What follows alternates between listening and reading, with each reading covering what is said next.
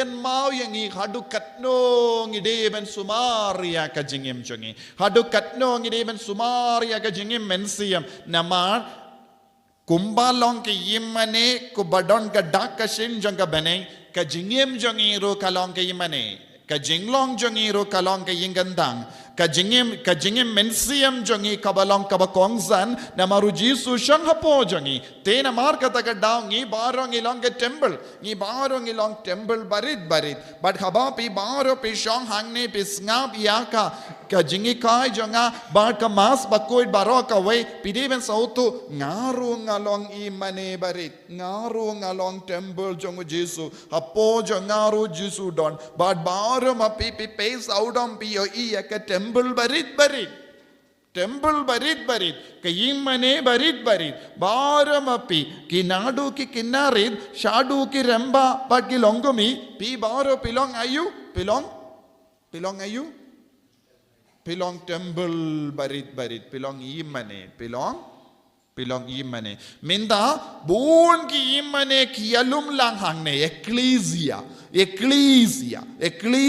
kabamut ke jingya lumlang jong ka balang bad ngi baro ngi long ki ecclesia ngi wan ban mane ya u jisu ha ke temple bad haba u jisu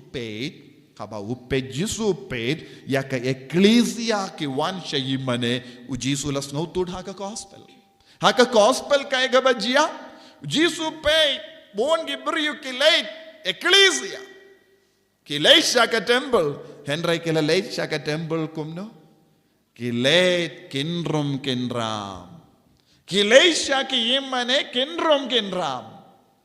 Kileisha ki yimane ben Kulmar. Kileisha ki yimane arsab. Kileisha ki yimane ban leben ya kaburom jongo Jisu. Badena kata ka daw ha ka gospel minda kasngi haba u Jisu leisha ka temple Jerusalem ulayo ya ka yo minda lada u Jisu peit yengi na beneng na da u Jisu peit yengi ive pa ive hato Jisu nyo yengi kumbangi shong yo kadnongot na preng jombe pe shong yo kadnongot na preng jombe pelong arsap ngios ngo u Jisu la rung hakataka temple badula ula snaya ka shabu badula beno yake brio badula ang wat num perlong kaying jong upa jong akum gayo don